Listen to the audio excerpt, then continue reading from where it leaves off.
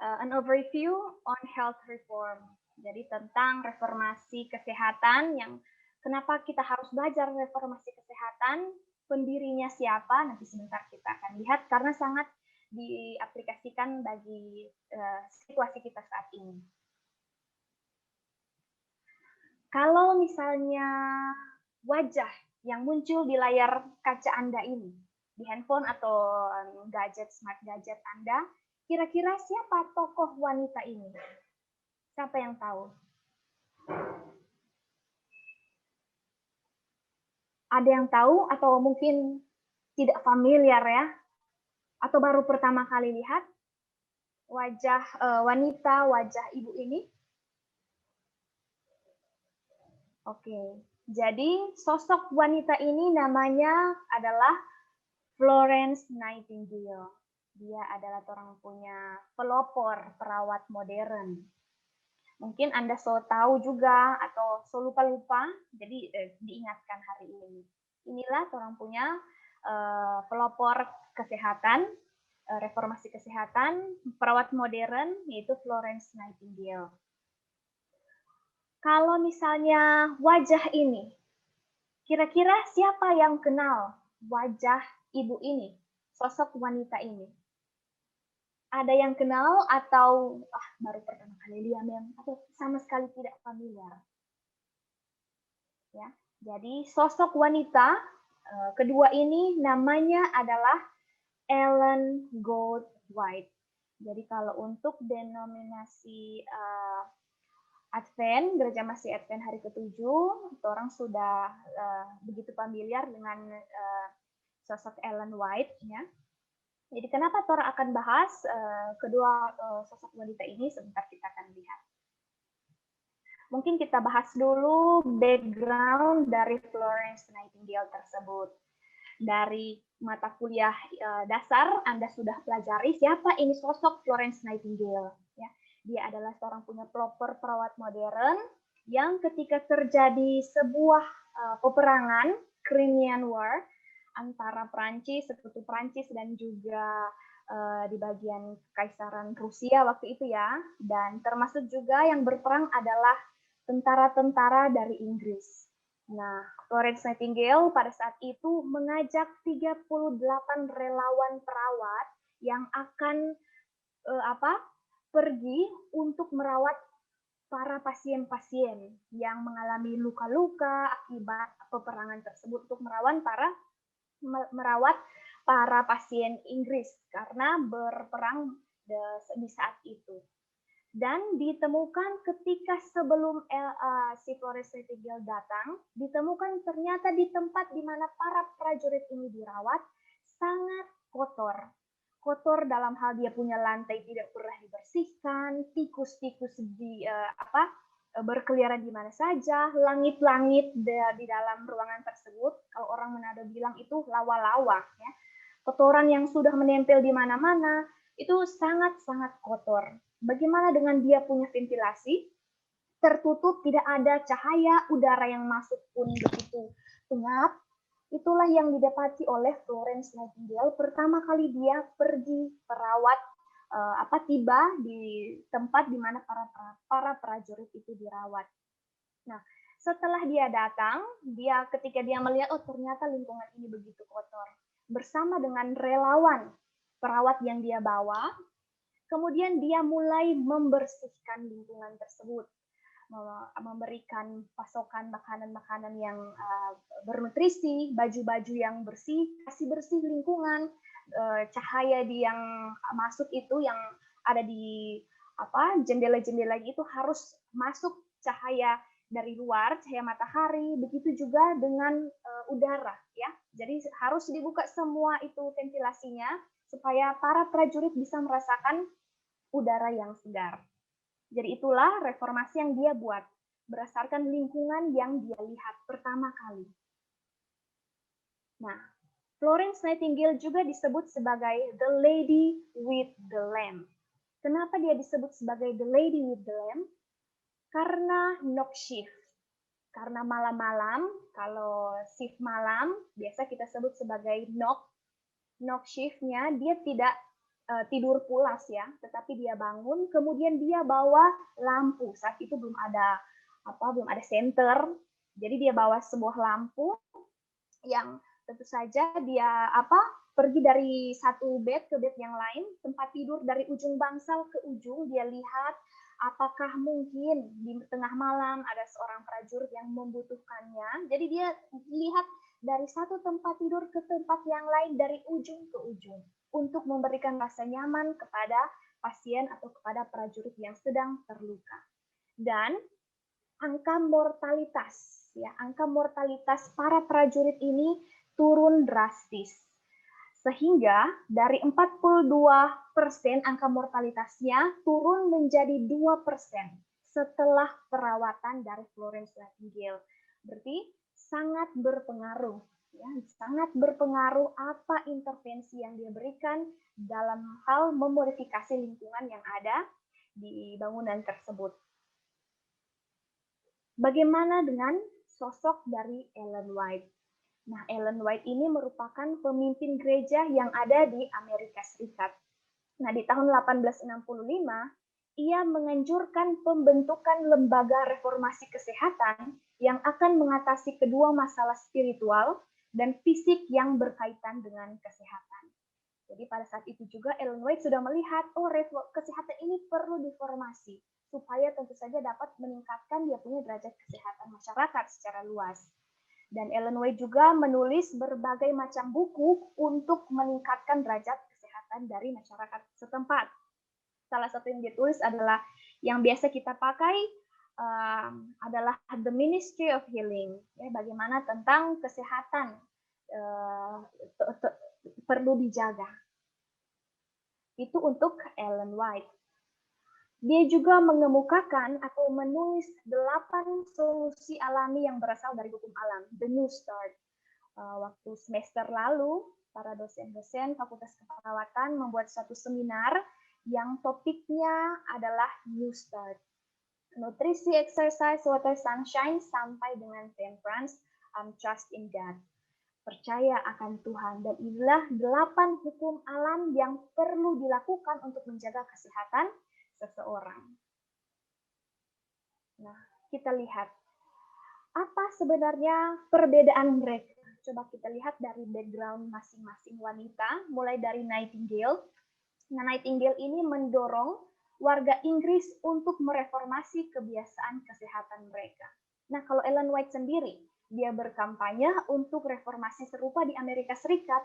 Jadi, secara background, kita lihat background-nya, Florence Nightingale itu merupakan reformasi kesehatan, tokoh di Inggris sendiri. Kemudian kalau Ellen White itu di Amerika Serikat. Itu perbedaannya kalau dilihat dari background masing-masing. Nah, kemudian kalau Nightingale, kalau lihat dari dia punya background ya, dari di mana dia lahir, Nightingale ini lahir di 1820, tahun 1820, merupakan seorang keturunan ningrat, dan keluarga Nightingale itu keluarga yang terpandang karena kaya ya, dan mereka adalah keluarga yang berpendidikan. Bagaimana dengan Ellen White? Mrs. White ini lahir di tahun 1827 dan dia dilahirkan dari keluarga petani di Maine. Nah, mereka ini kalau melihat satu lahir di 1820, yang satunya lahir di 1827. Kurang lebih tidak terlalu jauh lah ya. Mereka punya gap umurnya tidak terlalu jauh, agak dekat lah, berbeda, walaupun beda 7 tahunnya, terlalu besar gapnya. These two women grew up in vastly different circumstances. Mereka dilahirkan dari lingkungan yang begitu berbeda, itu perbedaannya. Kemudian untuk Nightingale sendiri perbedaannya adalah keluarga Florence ini membesarkannya menjadi a lady of leisure. Jadi dia tidak ada pekerjaan, maksudnya dia menjelajah aja Eropa dan Mesir, bepergian, tidak pernah menikah, dan dia memiliki pendidikan terbaik di Inggris. Nah, bagaimana dengan Ellen White? Ellen White bekerja untuk ayahnya sampai ia menikah dengan seorang pendeta yang kadang penghasilannya tidak mencukupi kebutuhan mereka.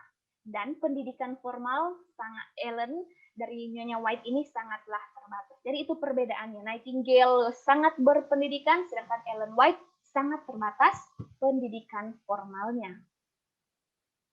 Nah, perbedaan juga, differences were also found in the way that each woman reformed nursing and in her source of reform.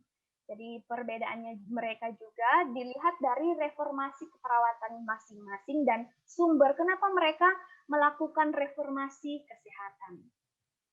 Untuk Nightingale sendiri, nah source of reformnya dia dikenal dengan passionnya, dia sangat ingin merawat seseorang, oleh karena itu dia melakukan suatu perubahan dalam hal lingkungan yang kita lihat tadi pada prajurit Inggris.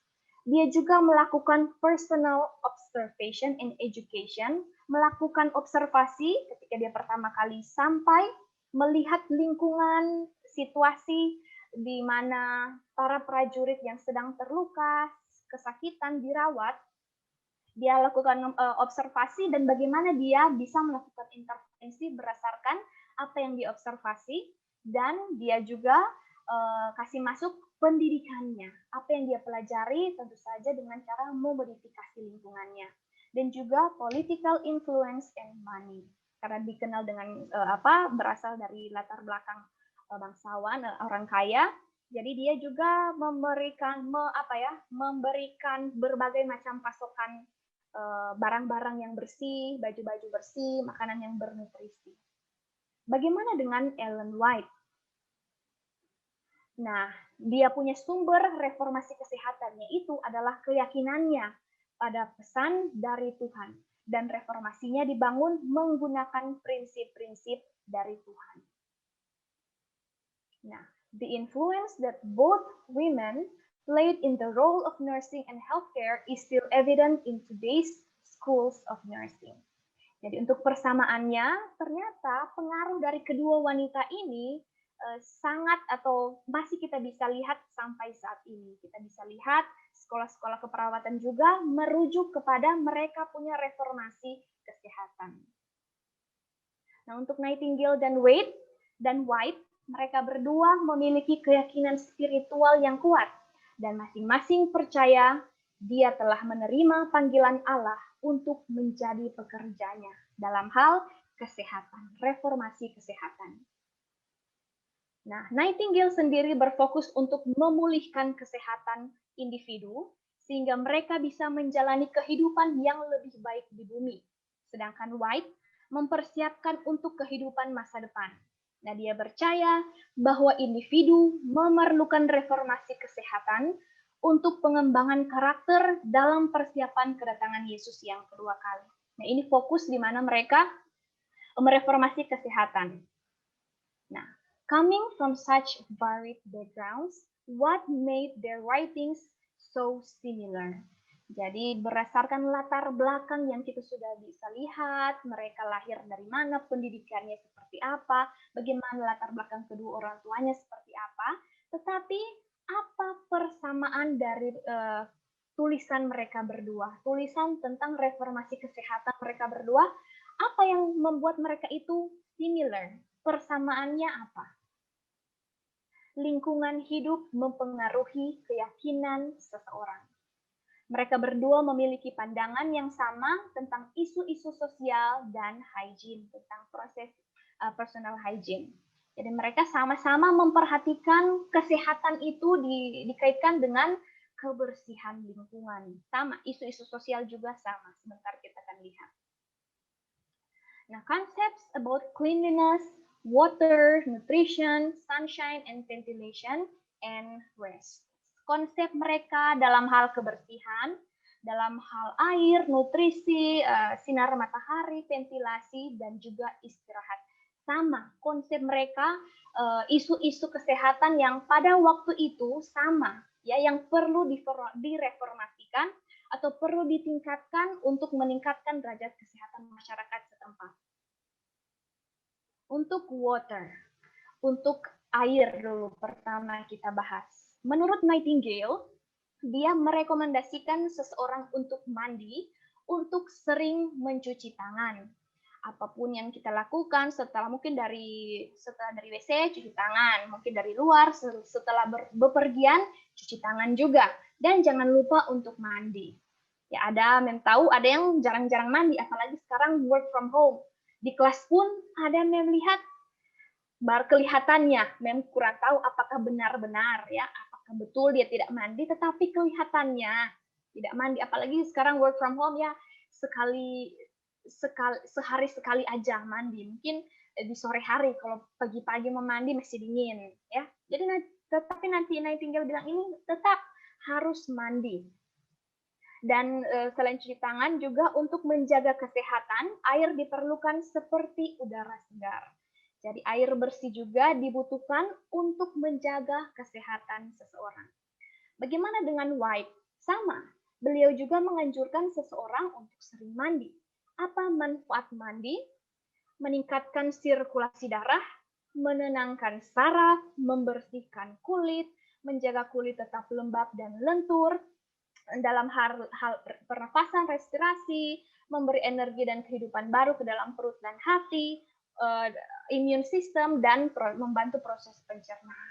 Jadi sama seperti Nightingale, beliau juga bilang, air itu begitu penting. Selain mandi, apa fungsi untuk kita mandi? Nah, inilah yang dikemukakan oleh Ellen White. Jadi reformasi saat itu oleh Nightingale di Inggris dan reformasi kesehatan pada waktunya oleh Ellen White itu di waktu yang sama, tetapi berbeda tempat, yaitu di Amerika Serikat, itu sama.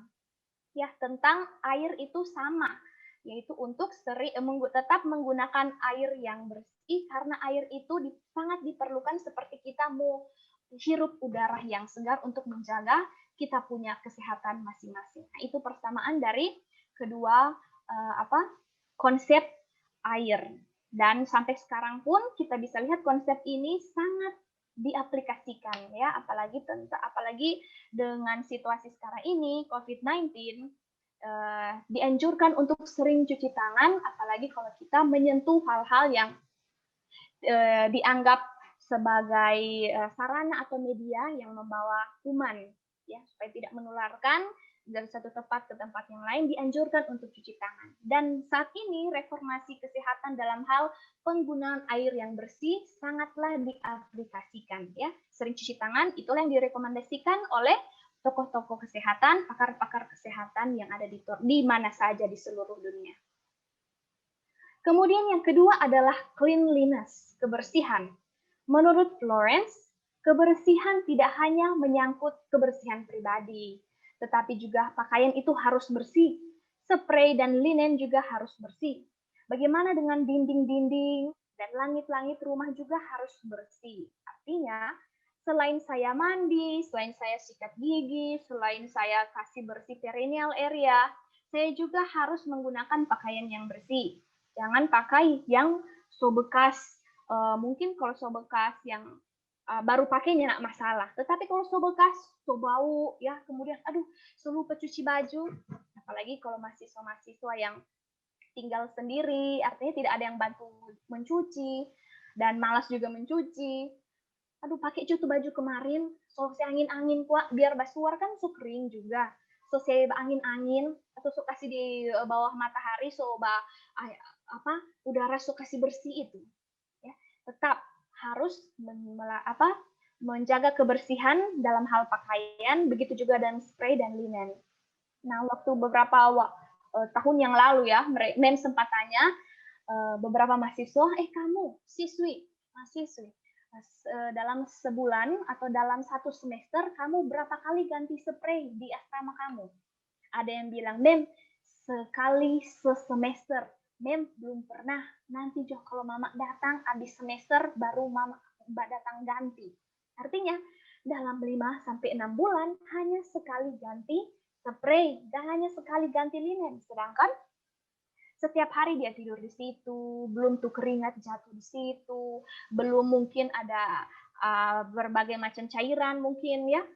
Jadi harus memperhatikan kebersihan spray dan linen. Jadi tidak cuma badan yang dibersihkan, gigi yang dibersihkan, juga pakaian yang kita kenakan dan juga yang kita linen dan juga spray yang kita akan gunakan. Dan begitu juga dengan dinding-dinding yang ada di lingkungan di tempat di mana kita tinggal. Jangan mungkin so terlalu bagus, so terlalu wangi itu spray, itu bed, tempat tidur masing-masing, tetapi pas lihat ke atas, wah, sudah 5 meter, sudah 5 sentimeter mungkin dia punya kotoran. So terlalu banyak kotoran yang ada di dinding. Jadi perlu dibersihkan. Itu menurut Florence. Bagaimana menurut Ellen White? Nah, jika mengabaikan kebersihan, penyakit dapat datang menyerang. Dan Allah menganjurkan hal yang sama seperti dia menganjurkan orang-orang Israel. Nah, tetap jaga kebersihan. Dan jangan sampai juga kita melalaikan kebersihan karena tubuh kita juga adalah bait Tuhan. Dan Tuhan mau supaya kita membersihkan diri kita masing-masing dalam menghadap Tuhan juga. Agar kita terlepas atau tidak akan mudah terserang dengan berbagai macam penyakit.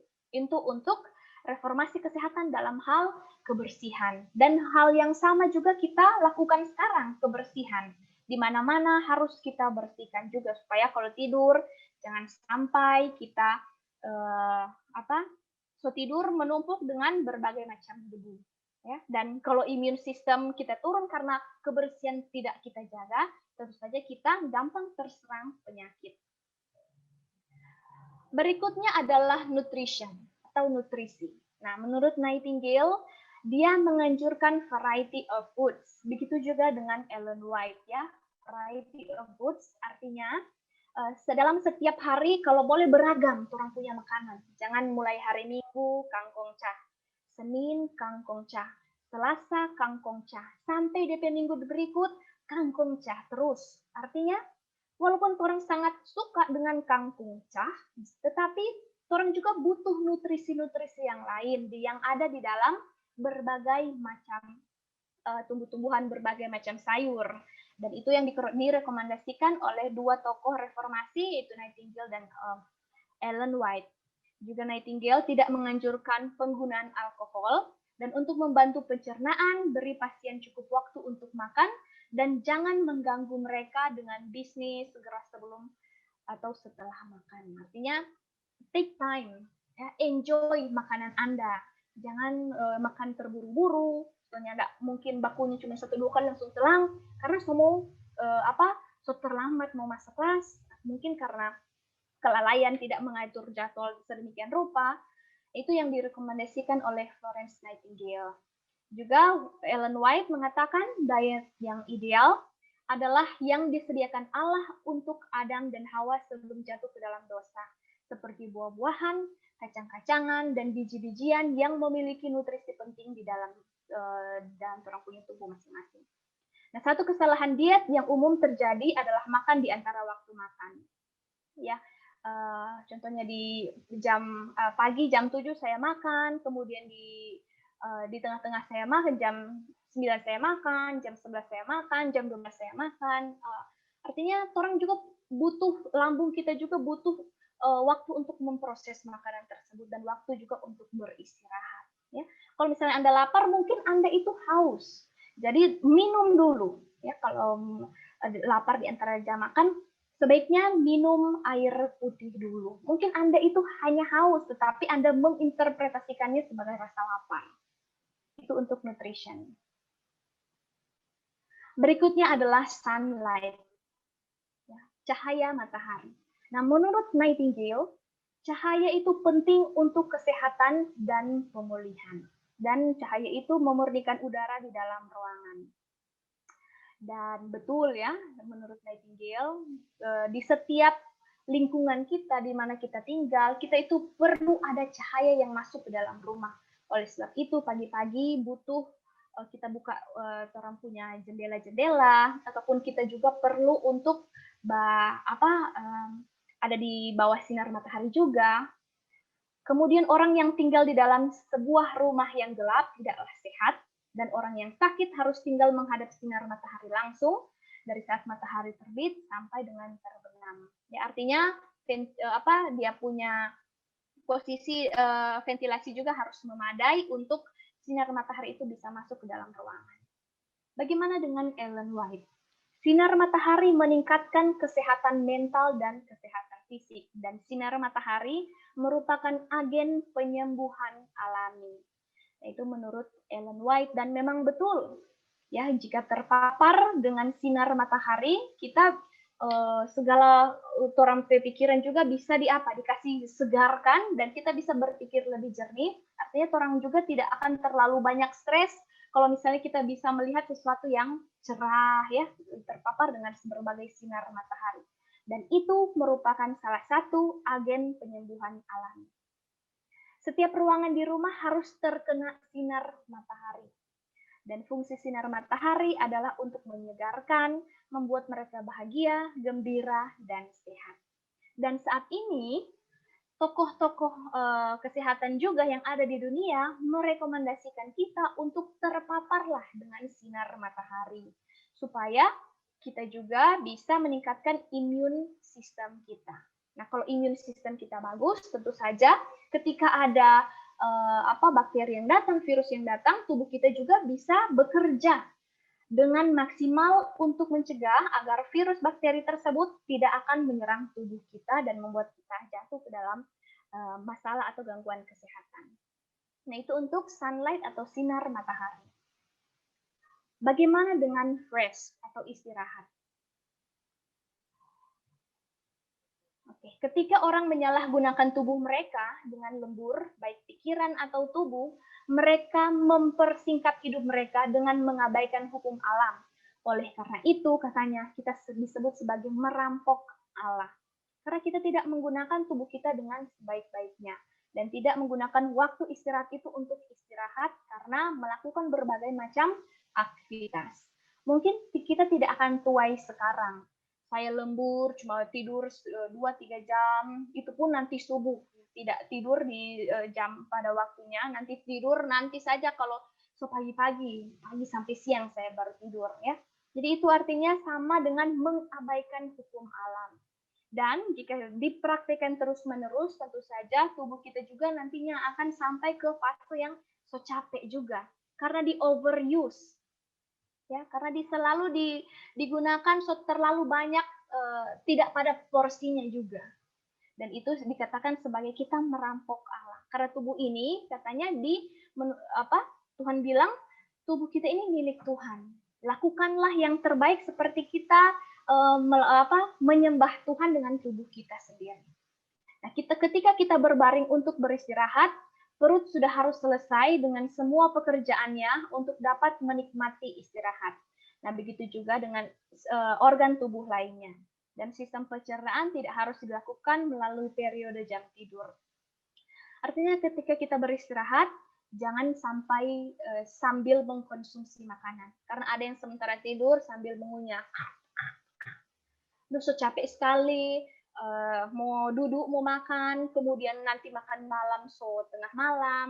Ya, artinya orang punya sistem pencernaan juga yang perlu untuk beristirahat, sel-selnya juga butuh untuk merestorasi energinya. Kita paksakan untuk, bekerja, kemudian saring semua makanan yang saya makan. Nah, itu yang kita sebut sebagai overuse.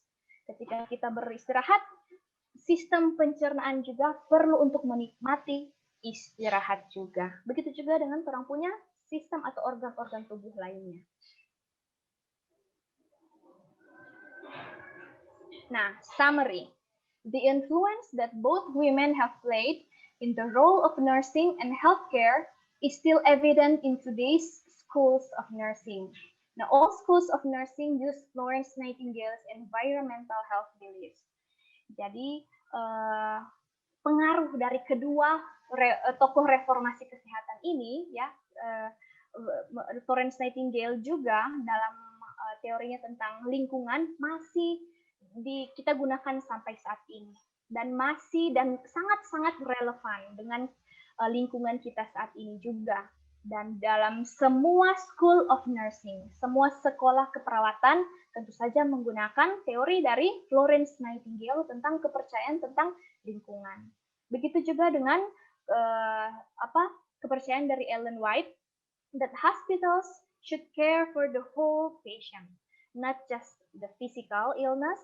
That it is a concept that nursing educators widely uphold throughout schools of nursing and healthcare institutions. Jadi secara keseluruhan kita juga merawat pasien tidak hanya dari segi fisik, tetapi kita juga assess atau lakukan pengkajian dalam hal dia punya mental, dalam hal juga emotion, spiritual. Itu yang kita perlu addresskan, kita perlu rawat seorang pasien itu. Dan secara keseluruhan dalam dia punya aspek-aspek sendiri. Dan itulah konsep keperawatan yang ada, yang masih diajarkan oleh para educators, nursing educators sampai saat ini. Para pendidik-pendidik kesehatan, keperawatan sampai saat ini terus mengajarkan. Dan yang merasa di mata kuliah juga Anda sudah sempat pelajari hal tersebut ya, tentang merawat seorang pasien secara keseluruhan. Nah, Ellen White and Florence Nightingale both reformed healthcare.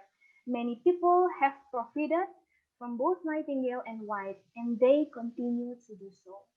Dan kedua tokoh reformasi kesehatan ini memberikan dampak atau pengaruh yang luar biasa ya dalam orang punya profesi keperawatan sendiri, dan banyak sekali manfaat yang bisa kita ambil dalam reformasi kesehatan mereka. Without such women who were willing to give of themselves and the direction of nursing throughout the world, and in the Seventh-day Adventist denomination may have been much different. Jadi katanya tanpa pengaruh kedua pelopor reformasi kesehatan ini, tentu saja kesehatan saat ini akan sangat berbeda. Dan tentu saja pengaruh yang mereka bawa itu sangatlah membawa hal-hal yang dapat menjadi manfaat ketika kita akan merawat pasien, merawat klien, merawat ibu, merawat ayah, seorang anak, bayi, merawat keluarga, merawat komunitas, masyarakat secara luas. Oke, that's it for punya presentasi tentang overview of health reform.